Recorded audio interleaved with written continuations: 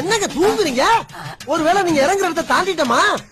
எத்தனை கிலோமீட்டர் வந்திருக்கீங்க? 100 தாண்டி 8 கிலோமீட்டர் வந்துட்டங்க. ஐயோ, நாங்கிறது 3 நாள் ஆகுமே. 3 நாள் ஆகுமா? அது எந்த இடம்? ராமேஸ்வரம். ராமேஸ்வரமா? நான் மட்டும்தான் ராமேஸ்வரம்.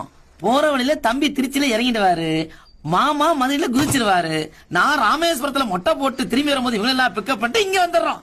அதுக்கப்புறம் நம்ம கன்னியாகுமரி போறோம். கன்னியாகுமரிமா? போங்கடா பிக்காளி பயல்களா.